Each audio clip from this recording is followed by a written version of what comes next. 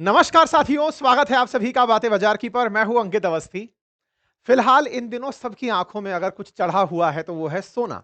क्योंकि जब भी खबर देख रहे हो, सोने की खबर में सोना चढ़ता चला जा रहा है। सोने ने सही मायने में सोना भुला रखा है। हर तरफ से जब भी किसी से पूछ रहे हो या कोई हमसे पूछ रहा है कि भाई साहब सोने का क्या होगा, हमने कहा यार ये तो सोकर भी समझ नहीं आ रहा है। जोक सपाट। सोना इस बाजार की अनिश्चितता के चलते, क्योंकि तमाम प्रकार से जो भी वर्ल्ड की जियोपॉलिटिकल सिचुएशंस चल रही हैं या फिर दुनिया भर के देश जो अपने तिजोरियों को भरने के लिए गोल्ड को खरीदे जा रहे हैं डॉलर के कंपैरिजन में, और त्योहारी सीजन तो चल ही रहा है, तो ऐसे में गोल्ड ने अपना ऑल टाइम हाई पकड़ रखा है। और ऐसा पकड़ रखा है कि जो लोग स्टॉक इन्वेस्टर्स हुआ करते थे, स्टॉक में निवेश किया करते थे, अब वो लोग भी गोल्ड की तरफ दिमाग लगा रहे हैं कि यार ये तो बहुत सही रिटर्न दे रहा है। पिछले 3 सालों का जो रिटर्न है उसका वाक़ई में मतलब बहुत एप्रिसिएशन वाला है। ऐसे में सबके दिमाग में एक प्रश्न बनना शुरू होता है कि आफ्टर ऑल गोल्ड का जो फिलहाल प्राइस है ये ओवर हाइप्ड तो नहीं है? बाद में कहीं पलटी तो नहीं मार जाएगा? पता चल रहा है कि आज तो पैसा लगा दिए, बाद में ये नीचे आ जाए तो हमारा गोल्ड रखा-रखा कहीं चूना ना बन जाए भाई साहब, कहीं मिट्टी ना हो जाए। एक तो बात ये सबसे बड़ी बात। दूसरा ये कि गोल्ड साहब बहुत पैसे वालों लोगों का काम है। उसमें तो निवेश वही लोग कर सकते हैं जिनके पास में मोटा पैसा होता होगा। तो आज के सेशन में मैं आपके सामने क्या-क्या डील करने जा रहा हूँ वो समझ लीजिए। पहला, क्या गोल्ड निवेश फिजिकल गोल्ड में ही हो सकता है या फिर कोई और तरीका भी है? यानी कि हम डिजिटली भी गोल्ड में निवेश कर सकते हैं। एक पार्ट तो हम ये डिस्कस करेंगे। दूसरा हम ये डिस्कस करेंगे कि गोल्ड खरीद तो लिया, लेकिन गोल्ड पर टैक्सेशन क्या होता है? यानी कि गोल्ड के साथ उसके ऊपर लगने वाले जो टैक्स लायबिलिटीज़ हैं, उनको कैसे हैंडल किया जाता है? नंबर तीसरा, गोल्ड की प्राइस को लेकर प्रेडिक्शंस क्या हैं? बाजार में ये ओवर हाइप्ड है या फिर मतलब ठीक है, बाद में बढ़ेगा भी, कि ये अपना हाई चल रहा है तो बाद में कभी बढ़ेगा नहीं? तो कुछ बेसिक प्रश्न जो इन दिनों दिमाग में तैर रहे हैं, उन्हीं को ध्यान में रखते हुए आज का हमारा ये सेशन है।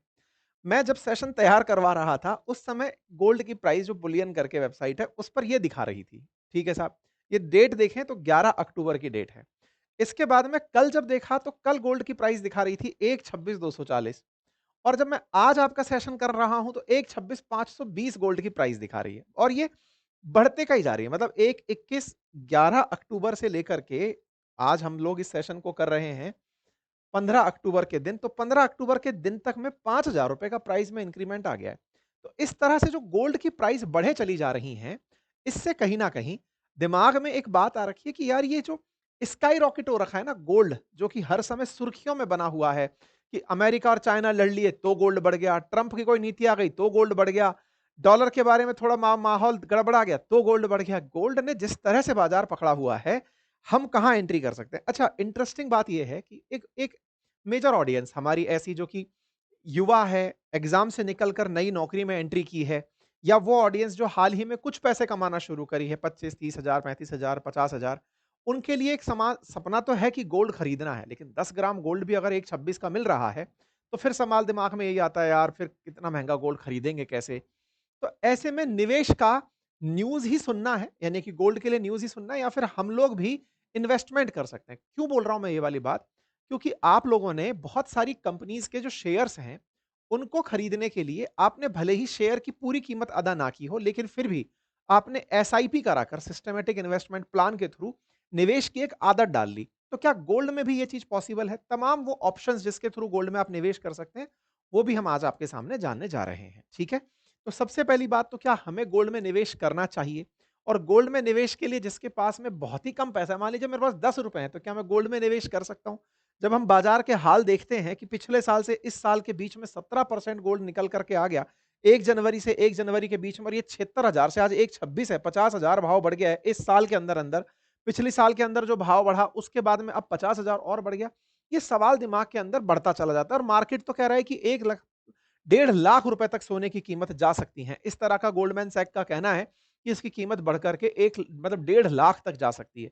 बड़े कारण जब देखने पहुँचते हैं तो समझ में आता है कि इस समय ना जियोपॉलिटिकल टेंशन को इस तरह से लोग समझ रहे हैं कि पता नहीं अमेरिका कब क्या एक्शन कर दे।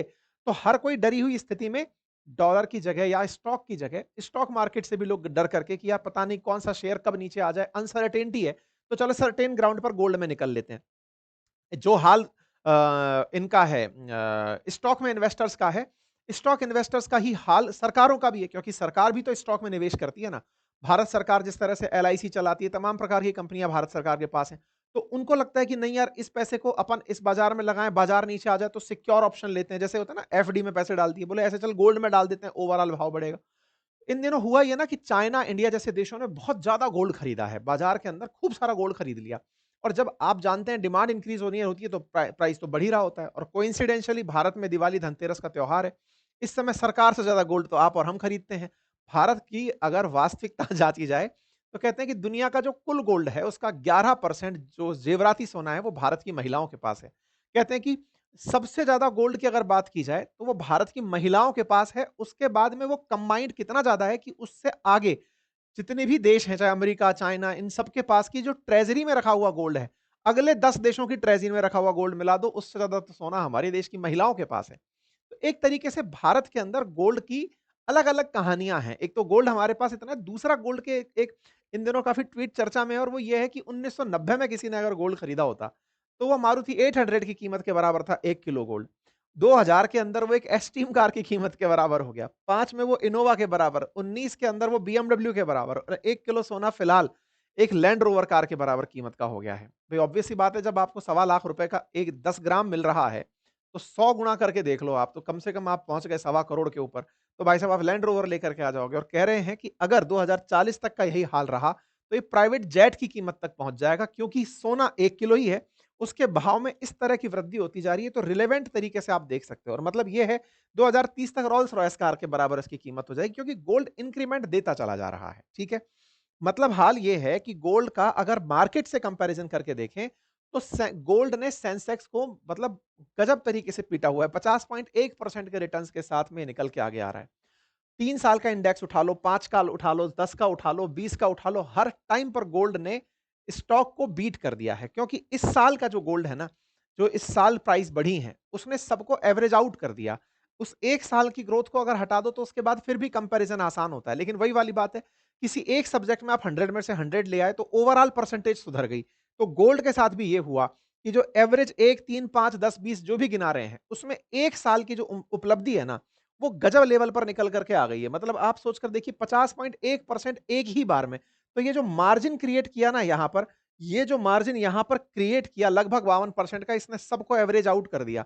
तो 3 साल की एवरेज उपलब्धियों को अगर यही वाला एक साल वाला फैक्ट यहाँ पर कर दिया जाए, तो यहाँ पर देखने में पता चलता है कि स्टॉक 10.7% की वृद्धि देकर गया है। इंडेक्स में सेंसेक्स ये 29.7% की 3 साल में दे गया। 5 साल में देखते हो तो दोनों लगभग बराबर से पहुंचे। 10 साल में देखते हो तो गोल्ड फिर एक मतलब आगे निकल कर दिखाई देता है एवरेज में। 15 साल में फिर गोल्ड आगे दिखाई देता है। 20 में भी गोल्ड आगे दिखाई देता है, क्योंकि इस एक साल ने एवरेज आउट कर दिया उसको। अगर आप समझ नहीं पा रहे हैं इस बात को, तो ऐसे समझिएगा कि भाई आपको 3 साल का भी अगर निकालना हो कि 3 साल की एवरेज ग्रोथ निकालो, तो 3 साल की एवरेज ग्रोथ में एक बार का 50% का हाई है। अब बाकी साइड में चाहे 10% भी क्यों ना हो, तो 70 भाग डिवाइड बाई 3 होगा ना, तो एवरेज जो निकल करके आ रहा है वो 23 है। तो 23.3 के अगर आप आसपास पहुंच रहे हो, तो ऐसे में ओवरऑल में आप ऊपर निकल गए। अब अगर इस 50 को हटा दो और फिर चर्चा करने लगो कि 50% हाई को हटा करके इस बार भी 10 ही रह गया होता, तो 10% कहलाता। तो हो ये रहा है कि अगर आप 5 साल का भी एवरेज करने चल रहे हो, तो 5 साल का मान लीजिए फिर से यहाँ 15%, 20% में 5 वैल्यू और ले लिया होता, तो इसके बाद में अगर आपका ये नंबर 50, 70 और 3, 35, 105 के आसपास फिर 5 पर पहुंचता, तो अभी ये 21% के आसपास रिटर्न दिखा रहा है 5 साल में। लेकिन फिर से ये फर्स्ट एक साल की उपलब्धि हटा दो, तो फिर एवरेज आउट करके निकलोगे 50% को सीधा हटाकर 55, 5 तो 11% की उपलब्धि आती है।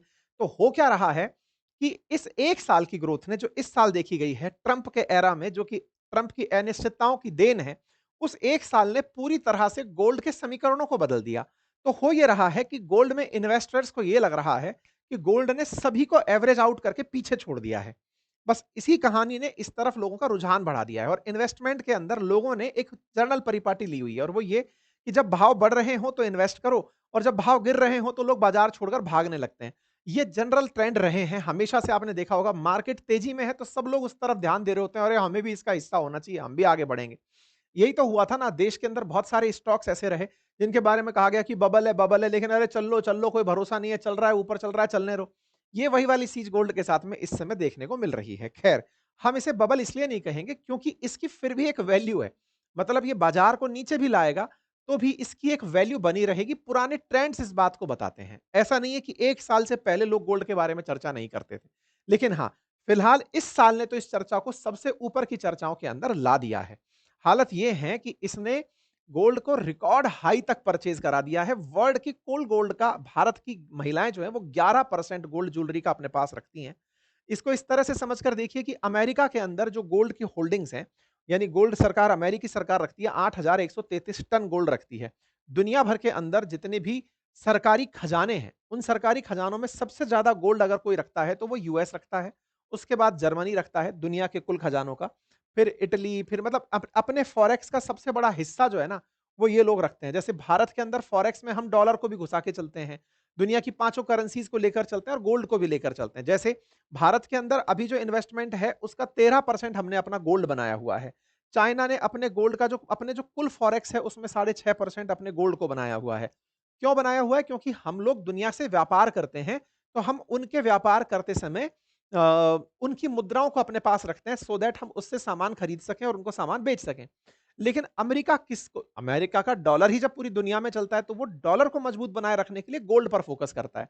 तो उसने अपने कुल रिज़र्व का 77.8% गोल्ड खरीदा हुआ है। ऐसे यूरो को बैकिंग देने वाले यूरो कंट्रीज़ ने अपनी करेंसी का बड़ा हिस्सा, चाहे जर्मनी है, चाहे इटली है, चाहे फ्रांस है ना? इन सब ने कहाँ पे इन्वेस्ट किया हुआ है? गोल्ड में इन्वेस्ट किया हुआ है। तो इनकी यूरो मजबूत चलती है ना? Euro is backed by gold हो गया एक तरीके से। ऐसे ही रशिया जो है उसका 30% गोल्ड पर निवेश है, फुल फॉरेक्स का। ये तो हुआ सरकारी खजाने, जैसे हमारे यहाँ आरबीआई रखती है, सब जगह की अपनी फेडरल बैंक्स हैं, सब अपने यहाँ पर एक सेंट्रल बैंक में पैसा बना कर के रखते हैं गोल्ड के रूप में, ठीक है? लेकिन जब बात हो आम लोगों की कि आम लोग कितना गोल्ड खरीदते हैं, तो और देशों में ज्वेलरी खरीदने की इतनी परिपाटी नहीं है। मुस्लिम कंट्रीज़ को छोड़ दें, तो गोल्ड वगैरह को लेकर के जो गहने पहनने को लेकर के जो भारतीयों के अंदर क्रेज़ है और विशेष रूप से दक्षिण भारतीयों में तो वो ज़बरदस्त क्रेज़ है। इसी वजह से कहते हैं कि इंडियन महिलाओं के पास जो टोटल गोल्ड है, 25,488 टन इस 2025 की शुरुआत का ये आंकड़ा है। बोले इतना गोल्ड है कि अब अमेरिका, जर्मनी, फ्रांस इन सब की तिजोरियों में रखा हुआ गोल्ड भी जोड़ दो ना अगले 10 देशों का, तो भी वो 23,927 टन बैठता है। उतना अकेले भारत की महिलाएँ लेकर बैठी हैं। तो ये हुआ एक और ट्रेंड कि भारत की सरकार के पास जो गोल्ड है, भारत की सरकार के पास 900 टन गोल्ड है। लेकिन हमारे देश के लोगों के पास 25,488। तो एक तरह से समझिए कि हम लोग सही मायने में सोने की चिड़िया इसलिए कहलाते थे क्योंकि हमारा गोल्ड के प्रति स्नेह बहुत था। हम अपने पास में गोल्ड बहुत रखते थे। ठीक है साहब। और आज भी हम फिर से उसी दिशा में वापस चलते चले जा रहे हैं। गोल्ड हमारे पास बहुत है। अब इस गोल्ड के ही खरीदने के नेचर से अब हम ये डिकोड करने जा रहे हैं कि क्या गोल्ड अब खरीदने का सही समय है? क्योंकि गोल्ड जिस तरह से बढ़ रहा भाव है, तो मुझे क्या गोल्ड में निवेश करना चाहिए? तो निश्चित ही गोल्ड में निवेश कभी भी इनकार योग्य नहीं होगा कि मत करिए। हाँ, ऊपर-नीचे प्राइसेज़ हो सकती हैं। ऐसे में पहला सवाल ये है, गोल्ड को लेकर भारत के अंदर टैक्सेशन क्या कहते हैं? और गोल्ड भारत में किस तरह से खरीदा जा सकता है? जैसा आपने अपने आप आस-पास के जो शहर के अंदर दुकानें हैं, उसमें से ज्वेलरी की दुकानों को सजे हुए देखा होगा। बढ़िया-बढ़िया शोरूम्स सजे हुए हैं, बने हुए हैं और उनका उद्देश्य आपको फिज़िकल गोल्ड बेचना है। आप वहाँ गए, आप वहाँ से गहना लेकर घर पर चले आए। तो देश में एक बड़ा तबका जिसके पास इन्वेस्ट करने के लिए पैसा है, वो लाख रुपए से लेकर के शॉपिंग शुरू कर सकता है, 10, 15, 20 लाख तक शॉपिंग करता है। वो तो गोल्ड में निवेश कर रहा है फिजिकल गोल्ड के अंदर कि चलिए भाई फिजिकल गोल्ड लेकर घर आ गए। माला ले लिए या जो भी लेना था वो अपना गहना खरीद लिए। फिजिकल गोल्ड के साथ लेकिन एक बहुत बड़ी दिक्कत है। हम खरीदने जब जाते हैं ना तब ये सोचकर जाते हैं कि ये हमारे लिए एसेट बनेगा। मतलब कि इसको हम जब चाहेंगे बेच करके अपने लिए जीवन सुरक्षा ले आएँगे। लेकिन हमारे देश में अधिकांश लोग उसे अपनी लायबिलिटी के रूप में ही लेकर चल रहे होते हैं। मतलब वो ऐसी चीज़ है कि उसे हम कभी बेचेंगे नहीं। वो हमने जो खर्च कर दिया वो भी हमारी जमा पूँजी में से खर्च था, वो लग्ज़री में काउंट हो गया। उसको हमने अपने पास शान-शौकत में रख लिया। हम गर्व से बस ये बता पाते हैं कि हमारे पास इतना गोल्ड है कि हाँ, सामने वाले डरते रहो। ये ऐसे है जैसे किसी कृषक के पास, एक किसान के पास 100 बीघा ज़मीन है, उस बीघा ज़मीन की 1 बीघा की कीमत 5 करोड़ रुपए से शुरू होती है। 500 करोड़ की ज़मीन पर वो आदमी बैठा है। लेकिन 2 वक़्त के खाने के लिए भी शायद वो संघर्ष कर रहा है, अच्छे खाने के लिए, अच्छे जीवन के लिए। क्योंकि 500 करोड़ का आदमी एक अच्छे जीवन स्तर को जीने की मतलब योग्यता तो रखता ही है कि वो चाहे तो बढ़िया से मतलब बिज़नेस क्लास में एनी डे ट्रैवल कर सकता है। लेकिन वो संघर्ष कर रहा है से मेरा मतलब है कि जो कृषि से बनकर आया बस वो उसको जी रहा है। वो 500 करोड़ की वर्थ को यूज़ नहीं कर रहा है। ये कैसे हुआ? कि चाहता तो वो ज़मीन बेचकर पैसे कमा लेता, लेकिन उसके लिए वो जो ज़मीन की पैदावार है वही पर्याप्त है। उसके लिए उस ज़मीन पर रहते हुए ये फ़ील लेना कि मैं इतनी बड़ी ज़मीन का मालिक हूँ यही पर्याप्त है। उसने उसको लिक्विडेट नहीं किया। इस पर बहस बड़ी हो सकती है। हमारे घरों में भी यही होता है। गहने को जब हम खरीद कर लाते हैं, सोचकर यही लाते हैं कि अजी साहब रखे-रखे एक दिन ये बहुत महँगा हो जाएगा। वो रखे-रखे हो जाएगा, हम उसे कभी नहीं बेच पाते। घरों में रखे गहने को हम अपने आत्म-सम्मान से जोड़ते हैं। क्यों? क्योंकि हम उसको इमोशन के साथ बनवाते हैं। किसी के बर्थडे पर, किसी वैवाहिक वर्षगांठ पर या फिर किसी उपलब्धि पर, तो हम उसे ऐसे जोड़ते हैं कि बताइए कितने बुरे दिन आ गए, ये गोल्ड बेचना पड़ गया। ऐसी भी क्या ज़रूरत थी बताइए, उसके लिए ये गहना बनवाया था, वो बेच दिया। तो होता ये है कि उसके साथ इमोशन जुड़े होने के चलते, वो कभी एसेट में कन्वर्ट नहीं हो पाता। वो बिल्कुल वैसे जैसे आपने घर बेच दिया, आपने कहा मैं 50 करोड़ के घर में रहता हूँ, लेकिन फ़ायदा क्या? ज़रूरत पड़ने पर आप उसे बेचेंगे नहीं। आपका वो इन्वेस्टमेंट जो है, वो अब आपकी लायबिलिटी आप लग्ज़री में काउंट करिए, उससे आप कुछ कमा नहीं रहे हैं। खैर, इसी तरह से गोल्ड के अंदर होता है कि गोल्ड में व्यक्ति निवेश तो कर देता है, लेकिन उससे आगे के बारे में उससे लाभ नहीं कमा पाता। तो ये आप बात क्यों सुन रहे हैं? इसलिए सुन रहे हैं कि जो मैंने 2 थोड़ी देर पहले जो ये बातें सुनाई ना, गोल्ड ने हिट कर दिया, रिकॉर्ड हाई चला गया, गोल्ड के प्राइस आसमान छू गए, गोल्ड ने इतना रिटर्न दे दिया। तो ये उन लोगों के लिए खबर बिल्कुल काम की नहीं है, जो कि घर में गोल्ड रख कर बैठे हैं। बस ये मन में खुश हो सकते हैं कि मेरे पास इतना गोल्ड है, उसका उनको कोई लाभ नहीं है। आपको ये खबर बस खबर तक के लिए ही है, उसका आप लाभ नहीं कमा पाते, आप और खरीदने चले जाते हैं। आप अमीर साइकोलॉजिकल हैं, जी नहीं पा रहे हैं। इससे थोड़ा बुरा लगेगा, आप में से कुछ लोग काउंटर भी करेंगे, कमेंट बॉक्स में भी लिखेंगे, लिख दीजिएगा। लेकिन वहीं कुछ लोग इसे बिल्कुल फ़ायदे के सौदे में बदल देते हैं। फ़ायदे के सौदे में कैसे? ये गोल्ड भारत सरकार भी खरीदती है और भारत सरकार ने बिल्कुल वैसे ही, जैसे आज आप लोग जब शेयर खरीदने जाते हैं तो डीमैट अकाउंट के थ्रू खरीदने जाते हैं। शेयर खरीदने के लिए आप कंपनी के ऑफिस जाकर के कागज नहीं लेकर आते, डीमैट अकाउंट के थ्रू आप खरीदते हैं। डीमैट अकाउंट आपको स्टॉक परचेज करवाता है, आप कंपनी के हिस्सेदार बन जाते हैं और वो स्टॉक आपका सुरक्षित रहता है किसी ना किसी सरकार की तिजोरी के अंदर, सीडीएसएल, एनएसडीएल, इन तिजोरियों के अंदर सुरक्षित रहता है। तो ऐसे में क्या होता है कि आपके पास में स्टॉक बेचने की कभी नौबत आती है, तो आप उसको ऑनलाइन ही बेच देते हैं। आप उसके साथ इमोशन कनेक्ट नहीं करते। तो अब क्या हुआ है हमारे देश के अंदर इन्वेस्टर्स ने एक नया तरीका तलाशा है। जो ताज़ा उम्र के लोग हैं, जो 25 से 45 साल के बीच के लोग हैं, इन्होंने इन्वेस्टमेंट का तरीका क्या बनाया कि यार लाख रुपए का गोल्ड खरीदने से अच्छा है मैं लाख रुपए के अंदर गोल्ड को इस तरह से इन्वेस्ट करूं कि इसकी बढ़ी हुई प्राइस का फायदा उठा सकूं। विदाउट इमोशन, हमारे देश में असली लड़ाई इमोशन से जुड़े रहने की है। इसीलिए हमारे देश के अंदर इन्वेस्टमेंट के फिजिकल गोल्ड के अलावा जो मेथड है ना, वो बहुत ज्यादा बढ़ गए। हो सकता है आप में से बहुत सारे लोगों को दूसरे मेथड्स की जानकारी हो, थोड़ा कम हो, तो मैं आपकी उसमें मदद कर सकता हूं। ऐसा मैं क्या बता रहा हूं? असल मायने में क्या है कि हम फिजिकल गोल्ड मतलब हाथ में गोल्ड लेकर चले आए और एक बिल्कुल वैसे ही जैसे हमने किसी कंपनी के शेयर में इन्वेस्ट किया और शेयर में इन्वेस्ट किया, हम जब चाहें उसे खरीद दें और बेच दें। लेकिन फिर सवाल आता है सर उसके माध्यम से हमें कंपनी का हिस्सा तो मिलता है।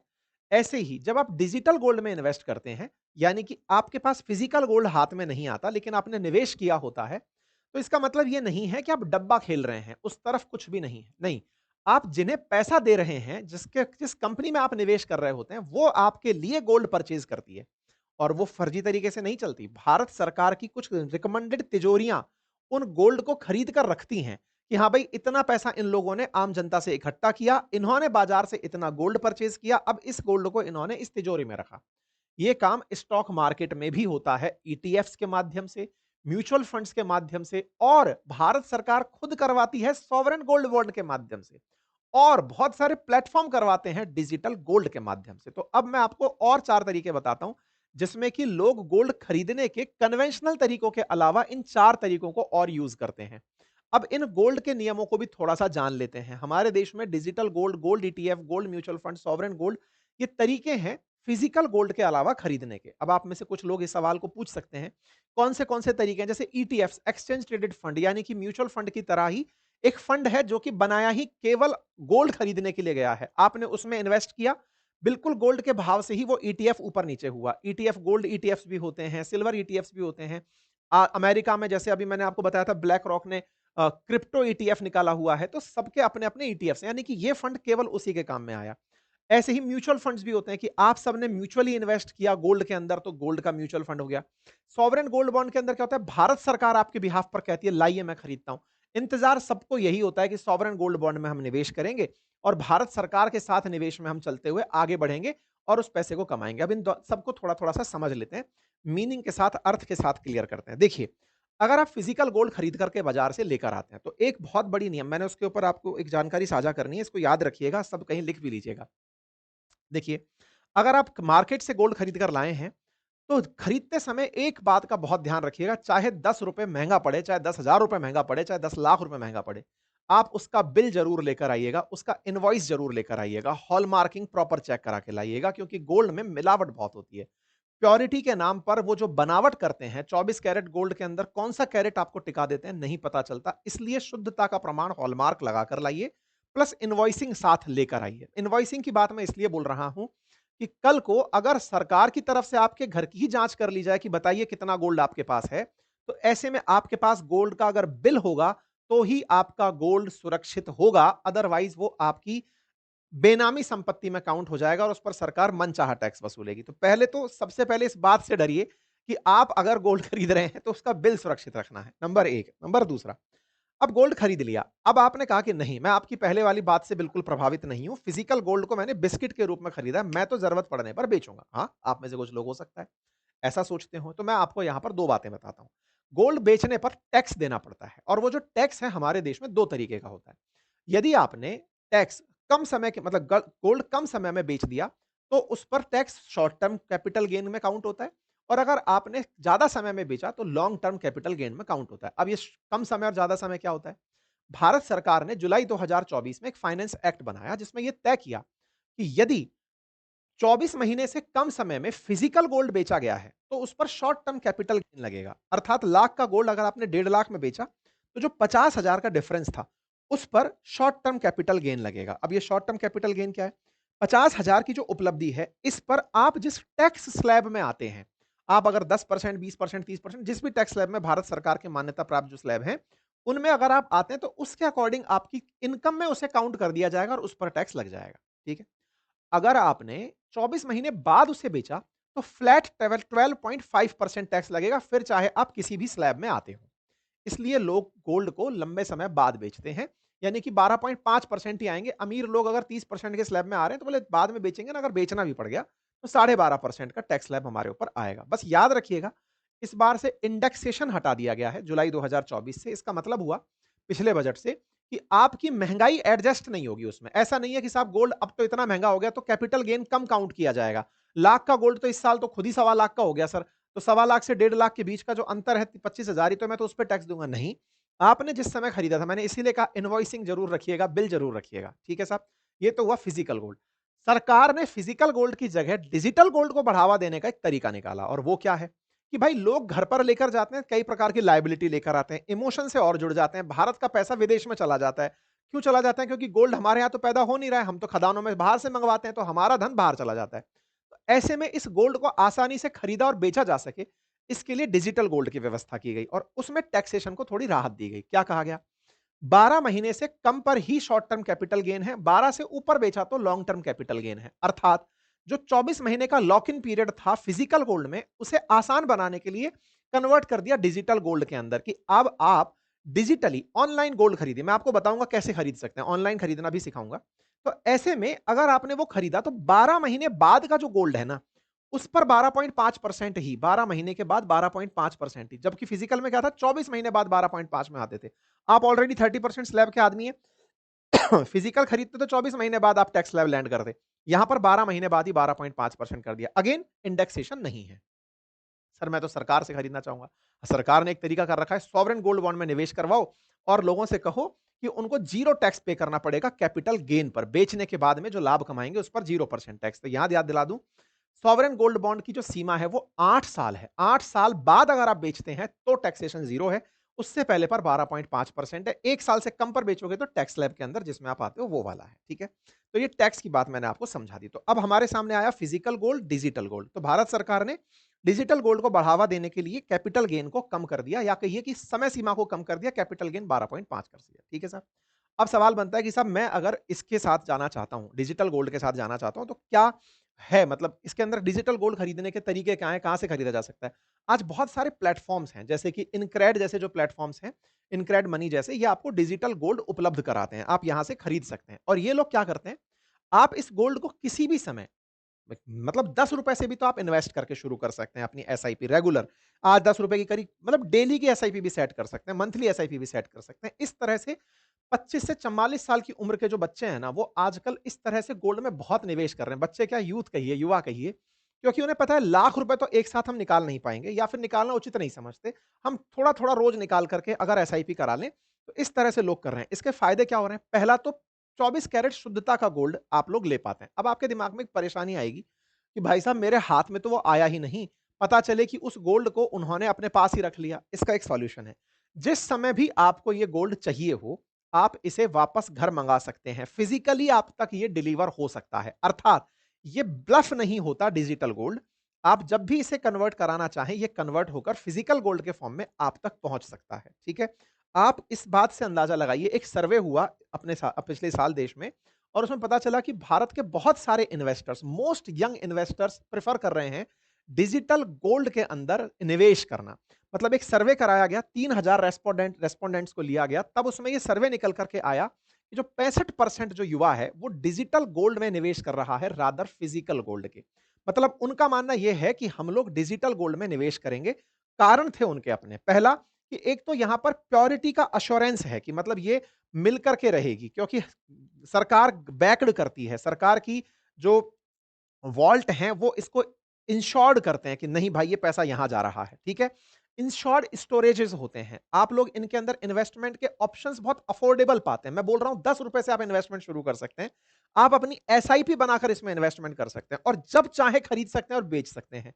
इसके साथ इमोशनल कनेक्ट नहीं होता कि साहब बता नहीं बेचेंगे तो घर वाले क्या सोचेंगे। तो इस तरह की जो चीजें हैं ना, वो लोगों को फिजिकल गोल्ड की जगह डिजिटल गोल्ड की तरफ लेकर जा रही हैं। ये एक सर्वे के अंदर पाया गया, ठीक है साहब? अच्छा, इसके बाद में क्या होता है, डिजिटल गोल्ड पॉपुलर होने के बड़े रीजंस में अगर देखा जाए तो मैंने जो आपसे कहा कि यहाँ पे प्योरिटी है, डिजिटल ओनरशिप भी आपके पास होती है और जब भी आप चाहें तो डिजिटल गोल्ड को आप फिजिकल गोल्ड के अंदर कन्वर्ट करा सकते हैं। आप उसे मतलब उसकी कीमत पर, जैसे आज इतनी कीमत है, कल इतनी कीमत है, जब चाहे आप बेच सकते हैं। पूरी तरह से जो सुरक्षित वॉल्ट है उनके अंदर ये सुरक्षित होता है और इजीली आप इन्हें ट्रांसफर कर पाते हैं। मतलब मैं किसी को देना चाहूं तो आप इसे दे सकते हैं। तो बस इसी कारण से मतलब सिक्योरिटी, फ्लेक्सिबिलिटी और ये जो ट्रांसपेरेंसी है, इसके कारण देश में डिजिटल निवेश के तरीके बढ़े हैं, डिजिटल गोल्ड में इन्वेस्टमेंट करने के तरीके बढ़े हैं और लोगों ने आजकल इसमें भी सिस्टमैटिक इन्वेस्टमेंट प्लान निकाल लिया है। जैसे मैं आपको इनक्रेड मनी पर यह ऑप्शन दिखाता हूं। यहां पर आप गए, इनक्रेड मनी का लिंक मैं आपके लिए कमेंट बॉक्स में पिन कर दूंगा, डिस्क्रिप्शन में भी डाल दूंगा। आप यहां पर गोल्ड के ऑप्शन पर पहुंचे, गोल्ड के अंदर डिजिटल गोल्ड में पहुंचे, तो यहां देखने वाली बात यह है कि 999.9 प्योरिटी वाला गोल्ड है, 24 कैरेट वाला गोल्ड है। आप इसमें इन्वेस्टमेंट करते हैं। आप इसमें इन्वेस्टमेंट करने के लिए अपनी एक बाइंग प्राइस कि भाई मैं इतना इन्वेस्ट करना चाहता हूं, इसका आपने एसआईपी बना लिया। एसआईपी आप डेली बना सकते हैं कि मैं हर दिन ₹10 निवेश करूंगा, वीकली करूंगा, मंथली करूंगा, जिस भी रूप में करूंगा आप इसमें अपना इन्वेस्टमेंट कर सकते हैं, ठीक है? इसके लिए आपको अपना ऐप डाउनलोड करना पड़ेगा जिसका लिंक मैंने कमेंट बॉक्स में दिया है। अब इस डिजिटल गोल्ड के साथ में फायदा क्या हो रहा है? यहां आप ₹10 में भी एंट्री कर सकते हो, लेकिन आप फिजिकली ₹10 का गोल्ड किसी दुकान से नहीं ला सकते। या कभी भी 24/7 आप गोल्ड बेच सकते हो। फिजिकल गोल्ड के साथ ऐसा नहीं होता है। कोई मेकिंग चार्ज नहीं देना पड़ता है। 24 कैरेट प्योरिटी वाला गोल्ड आपको यहां से मिलता है और आप इसे फिजिकल गोल्ड में भी कन्वर्ट करा सकते हो कि जब आपको इस डिजिटल गोल्ड को फिजिकल में कन्वर्ट कराना हो, भाई मेरा गोल्ड दे दो, तो आप यहां पर फिजिकल गोल्ड के लिए अप्लाई कर सकते हो, तो आपको वो यहां से मिल जाएगा। तो इस कारण से प्योरिटी कहिए या फिर कभी भी बेचने की सुविधा कहिए, सेफ्टी के कारण से कहिए, क्योंकि इसमें बैंक ग्रेड वॉल्ट्स हैं जहां पर आपका पूरा गोल्ड सुरक्षित आपके बिहाफ पर खरीद कर रखा गया है। ये काम करने के लिए अब डिजिटल प्लेटफॉर्म्स भी सक्रिय हैं। तो ऐसे में अगर आप इनक्रेड मनी पर जाकर के खरीदना चाहते हैं, तो उस पर आप अपना पहले अकाउंट बनाइएगा, फिर अपना एसआईपी वहां पर शुरू करिए और इस दिवाली धनतेरस पर, अभी दिवाली के त्योहार में सबसे पहली शुरुआत ही यहीं से करिए। तो आज ही जब जाकर के आप इसमें इन्वेस्टमेंट करेंगे, घर वालों में भी एक बड़ी खुशी होगी कि हाँ, बेटे ने निवेश शुरू कर दिया है और गोल्ड के अंदर या हमारा घर का जो बच्चा-बच्ची जो भी निवेश कर रहे हैं, वो सही जगह सुरक्षित तरीके से कर रहे हैं। इसके अलावा आप अपने लेवल पर खुद की रिसर्च करिए। आपको फिजिकल गोल्ड खरीदना है, आपको डिजिटल गोल्ड खरीदना है, ईटीएफ खरीदने हैं, म्यूचुअल फंड खरीदना है, सॉवरेन खरीदना है, आपकी अपनी रिसर्च होनी चाहिए। मैं केवल आपको टैक्सेशन के बारे में जो जानकारी दिया बस उसे दिमाग में ज़रूर रखिएगा। अपनी रिसर्च अच्छे से करिए, बढ़िया से निवेश करिए, फिर इसके साथ ही हैप्पी दिवाली। बाकी आप लोग इस विषय पर क्या सोचते हैं? अपनी राय ज़रूर कमेंट बॉक्स में बताइए। Thank you.